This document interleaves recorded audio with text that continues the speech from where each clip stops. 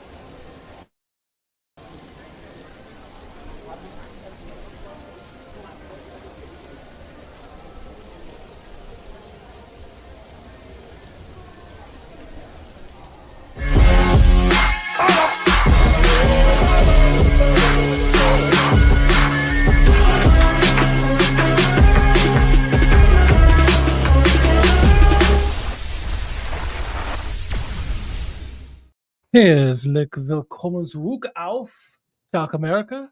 I'm your host, Richard. Joining me as always, co-host Jack. Jack, how we doing, my man? Joining you from the void as always. Uh, doing well. Back to reality a little bit. Obviously, we were excited.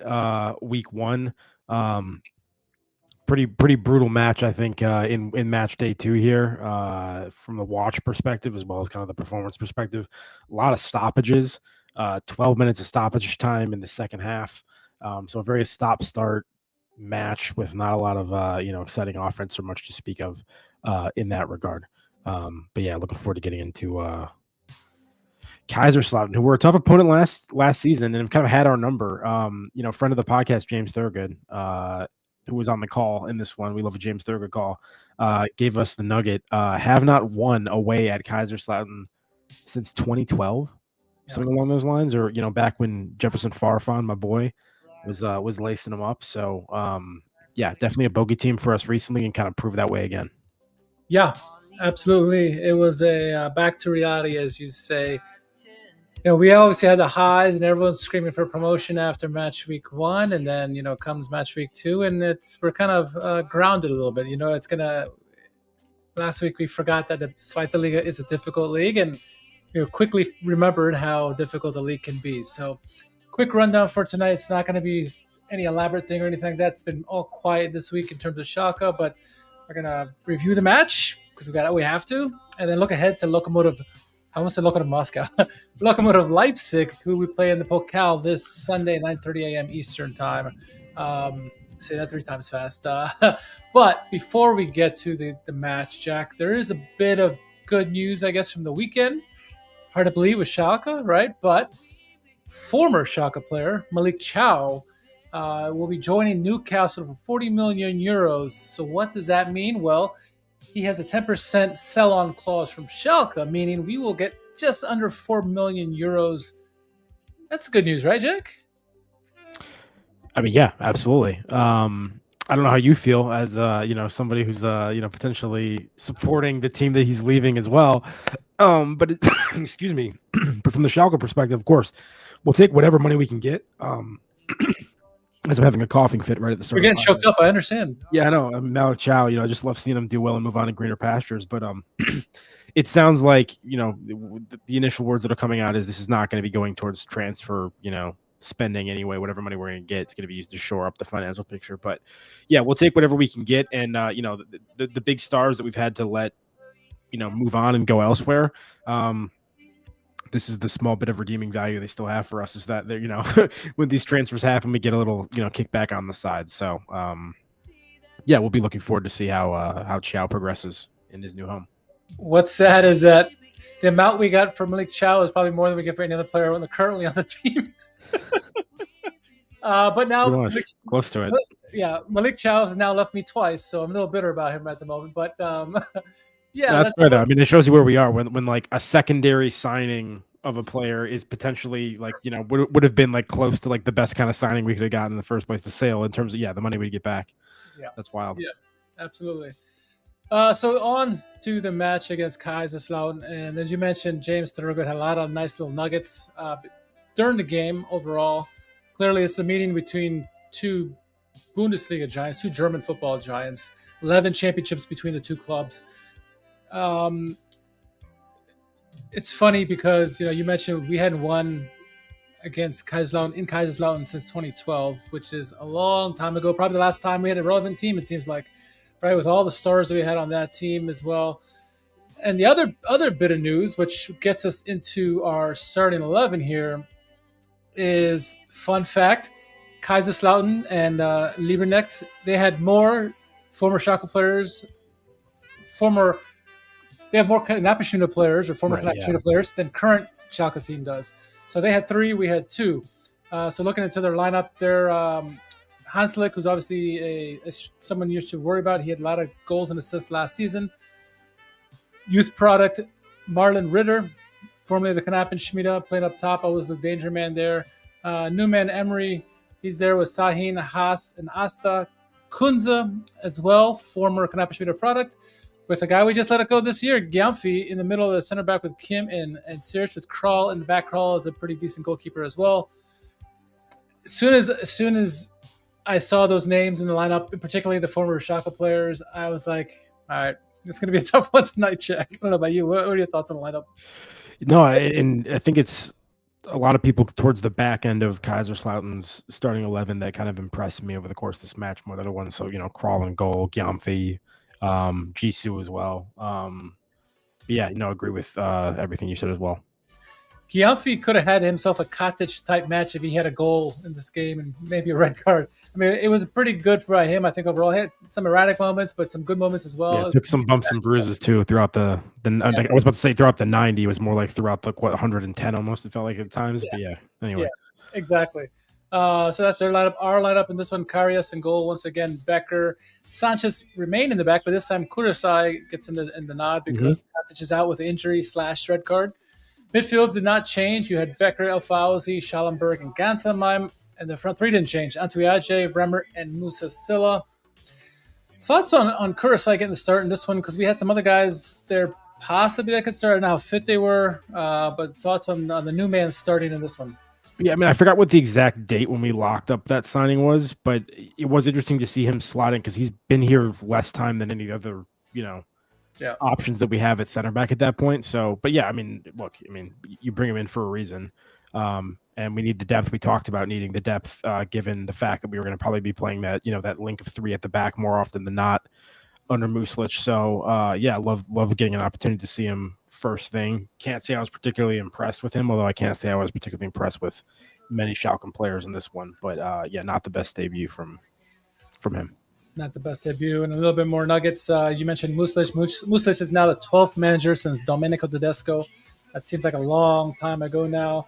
Schalke have not won their first two opening match days ever in the Zweite Liga, or any season, I think, really.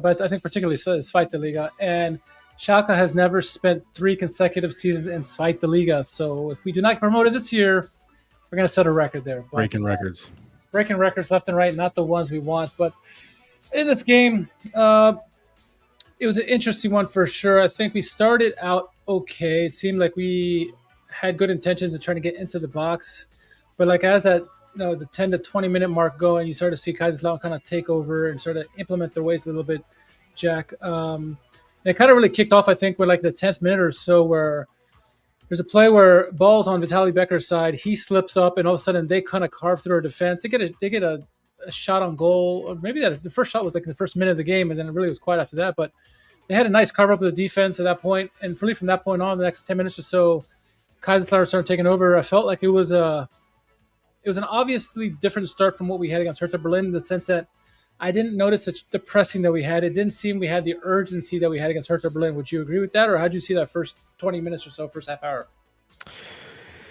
Yeah, I think we came out in match day 1 with a significant physical edge and like an energetic edge that made an impact and was noticeable from the beginning. It's not that we didn't have that necessarily. It's just that I think Kaiserslautern made a point to come out and meet us with kind of the same energy that we had in match day 1. So they were throwing in some pretty wild challenges early on, and people like Remmer, who was dishing it out match day 1, was on the receiving end of some of these things early. And I think it was just a very disruptive game in terms of flow. There was a lot in the air throughout the game, which I think wasn't particularly helpful at times, in terms of, once again, trying to build anything consistent. But yeah, I mean, I think the first couple minutes, the first 10, 15, whatever the case may be, maybe more like the first 10 or so, we were in the game a little bit, getting some opportunities down in the final third. And then from that point on, I felt like the game really just became one-way traffic, whichever way it was going. It was not like an end-to-end game for the most part. There were sustained periods of like dominance from either Kaiserslautern or Schalke, and most of the middle stretch of the first half was pretty much one-way traffic for Kaiserslautern, not once again yielding significant chances in terms of XG or like really high quality opportunities, particularly in the first half. But yeah, it wasn't until like the final few minutes of the first half that we kind of got back into things, and Musa Silla got cooking a little bit. Yeah, as Eric says, this was a poor man's park the bus, it seemed like, for Schalke. Really, you mentioned Remmert. His nickname is just Schalke Buffalo, and first game he kind of bruised his way through the Hertha defense, really doing what he wanted. And as you mentioned, Kaiserslautern had a little bit of a physical edge to them in this one, and they challenged him throughout the pitch. It wasn't just in the final third when he was in the midfield or trying to get the ball back. They were all over him, and Gianfi a couple times knocked him over, and a couple other guys as well. And so they made it a point to be physical in this one. And you mentioned like pretty much one-way traffic, whichever way it was going. And in the first half, a lot of it was Kaiserslautern. Towards the second half, there was a guy, the lone really bright spot for me in this game, probably for the whole 90, was Antwi Adje. He was really, I think, the catalyst for us to get some kind of decent attacks in the second part of the first half. I know the 30th minute or so, half-hour mark, great through ball to Gantenbeim. He made a cross that Rembert nearly put away. He had a nice free kick attempt that the goalkeeper saved a few minutes after that. And the only, I think, other moment we had in that first half was just before the whistle. El Fauzi just started marauding down the pitch, just taking on everyone. And finally, Gianfi took him down for a foul there. But other than that, it was pretty meh first half. I think by both teams, Kaiserslautern was obviously the better team, but it just seemed like we weren't the same team that we had last week, and it could have been the physical presence that you mentioned. Yeah, like I said, it was just a cagey first half, physical, a lot in the air, and I think we were missing. We really struggled to go anything central in this game, especially in the first half. And we talked about the partnership of El Fauzi and Schallenberg being, effective match day one in a game that I think suited them a little bit better. I think when you saw Karaman come on in the second half, you realized what we were missing in the first half with regards to some of like the connective play centrally in transition moments. Being able to collect yourself on the ball and pick out the right sort of progressive pass through a tight window to kind of, keep the momentum of the move happening. We really missed that, I felt like, in the first half with that pairing. So, disappointing overall for sure. Pretty weak from both sides, I think. I'm glad you mentioned the word disappointing, because I've been telling you at the lead up to these games on ESPN Plus that I've been unsatisfied with the way the production has been. And lo and behold, at halftime, what happens? We get technical difficulties on ESPN Plus, and everyone's just like, what's going on? We have no idea what's going on other than the updates we get on our phone. And as fate may have it, the first chance it comes back on, the stream starts working. What happens? It's a foul by Schallenberg in the box on Hanslick. And you're like, you got to be kidding me. What is this crap right here, Jack? I didn't know what to make of it. Obviously, you watched the replay. Clear foul by Schallenberg. I mean, thoughts on the technical difficulties and then coming out of it with that freaking penalty? Yeah, no, I didn't see the penalty on the rewatch. I feel like it came, I think, right afterwards. But I mean, it looked like the momentum that we had right at the end of the first half was immediately erased at the start of the second half, culminating in this penalty opportunity, and then got worse from there for a while. So, disappointing to ultimately concede through that, as opposed to once again a proper chance. Schallenberg, again, as last year in the second game, was instrumental for the opposition. Last year he got a red card, right, and then led to the 3-0 win for Nuremberg. This one gets a penalty, harsh. Obviously, it's harsh, but he gets a red card. Who steps up? Former Schalke player Ritter steps up and scores a goal. Doesn't celebrate, as you would imagine, but he scores. They're up 1-0. I thought that was kind of emblematic of the day in general too, because I'm not going to be too hard on Karius. Like, no. Keepers are at a disadvantage on penalties. Like, we don't expect them to make saves, but like pretty weak attempt from him. Even he didn't like even dive one way or the other. He just kind of got caught like in a hitch maneuver, and it was pretty well executed. So the fact that your big shiny goalkeeper can't even really make much of an impact on a play like that was just kind of, I thought, microcosm of what was happening in this one generally. Yeah, and what was funny, the only kind of passion we saw in this game seemingly came from Lieberknecht and Muslic, where after the goal, the coaches are seen jawing at each other. It stemmed from what happened in the end of the first half as well. Apparently, they were talking back and forth going into the tunnel there. So I like Muslic for that, but I mean, like, God, I don't know, man. It's fun to see, though, at least. Only kind of passion we saw in the game at that point. Lieberknecht was on some sort of substance. I almost guarantee it. He was unhinged most of the match. With everyone, it was just us. It was like his own team and yelling at everybody. It was, I guess that's normal for him. I don't know. Maybe someone can clue us into him. I thought after the restart, Silla had an opportunity in the box taken out by Giamfi. Questionable no call, I guess. Tough. It was tough. Did you see that as a penalty or not good non-call for you? Probably not. I don't know. It's pretty 50-50. I tend to like rule, against big decisions for the most part when you can, unless it's like really egregious. So that one I wasn't like super upset about. How'd you see it? Yeah, I'm with you. I mean, I could see if I wanted to put my shotgun lens on, I'd be like, he got him, but it's like, was there really much in there? He was they're both going down, got in the way. It's a typical foul. It was, if you want to rate the two non-calls between this week and last week with Remmert, this was more of a penalty, but it's still not a penalty in my book, I think. So I'm okay with the non-call. Pat Animation says Schallenberg said in an interview that he did not see the player and immediately thought that he would get a penalty. Yeah. So there you go.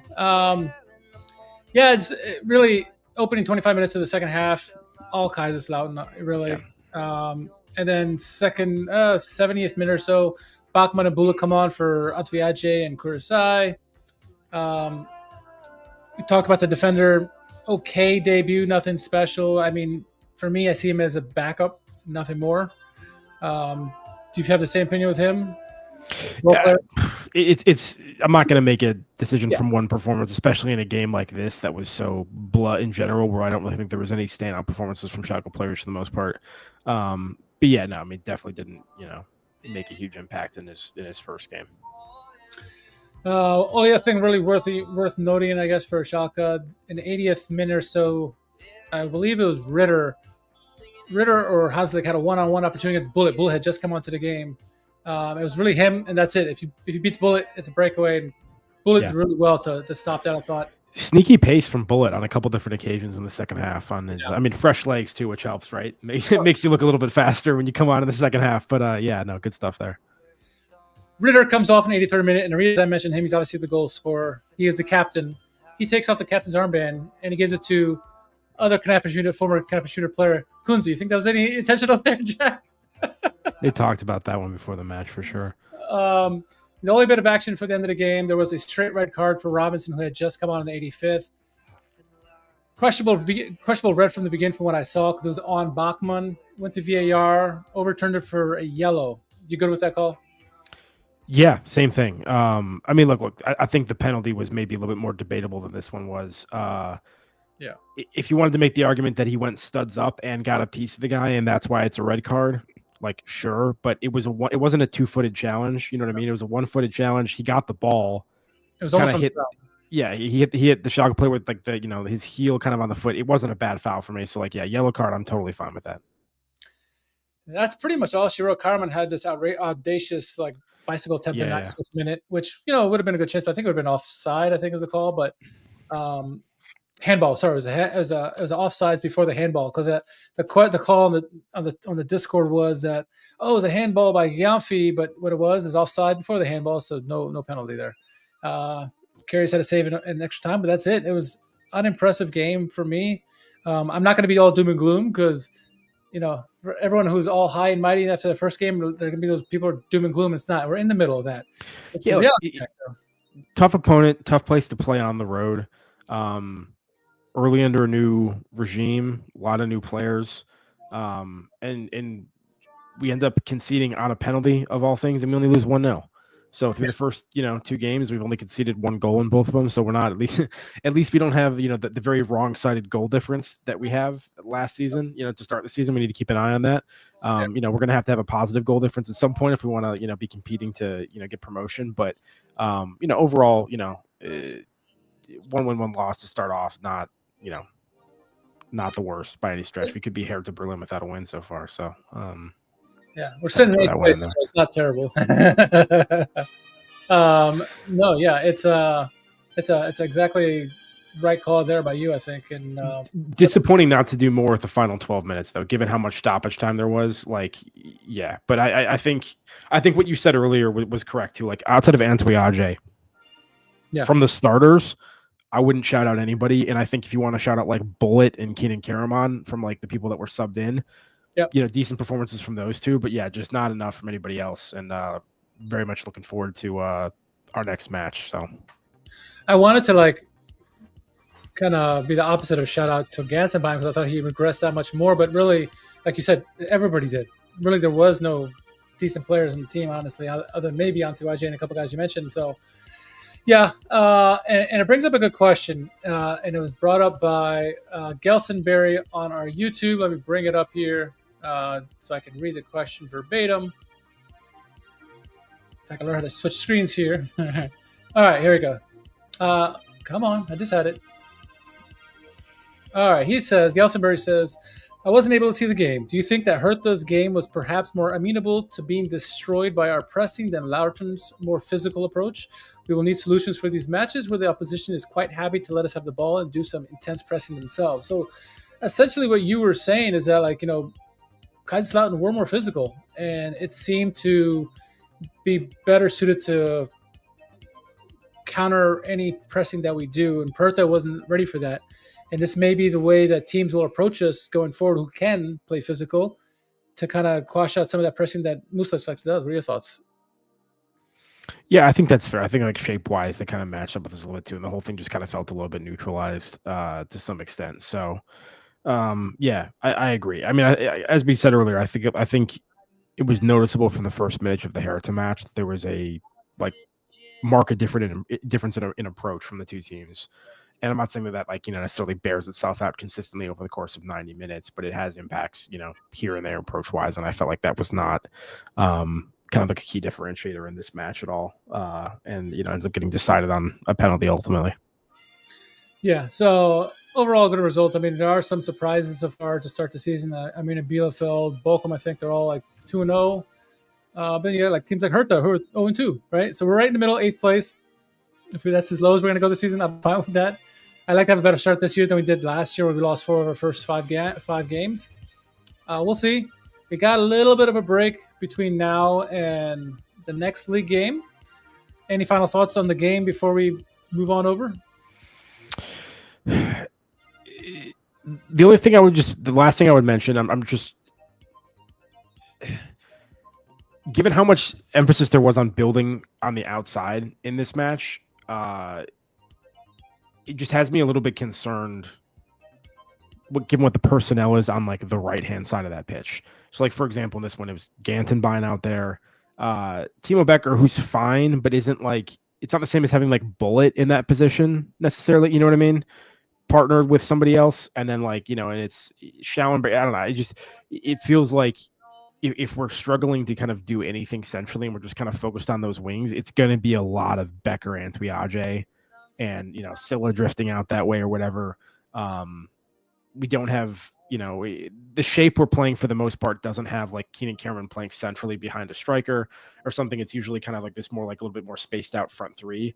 So I mean we'll see what wrinkles they'll come through. But like once again, personnel wise, I thought which was my big concern in our preseason podcast. Like I just don't know if it fits what we're going to be trying to do. This one was one of those ones where I was like, hey, one side of our pitch I thought too was like a lot weaker than the other, and it's a lot of the people that we've pointed to already. So anyway, that's my final word.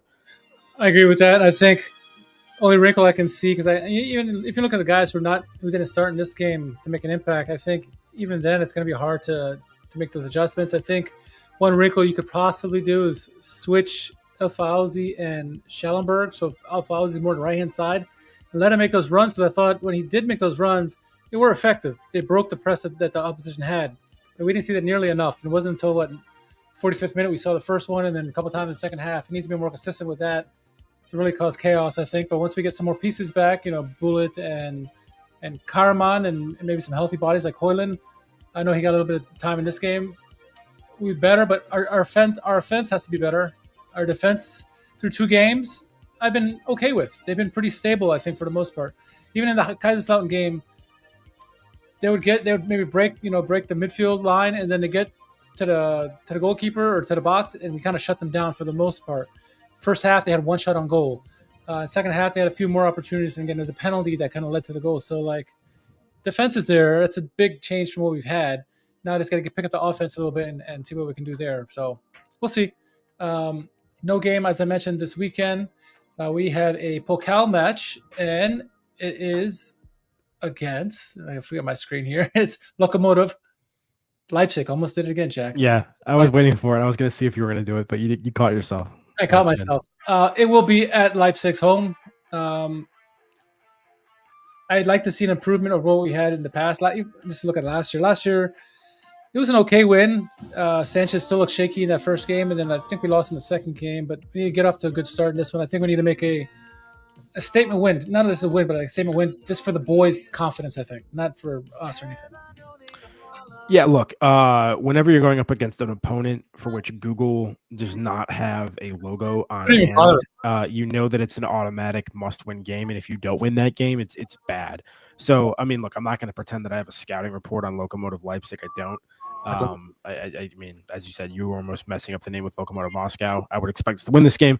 What I will say is, I hope what we're going to see is just even clearer examples of the structures that Moose will just trying to put into place. And I hope this doesn't become, more of like it's a weaker opponent potentially, and players are out there kind of expressing themselves more, in terms of like taking players on and doing that kind of stuff. Like, I hope it's more like, oh, look, hey, we have an advantage over this team.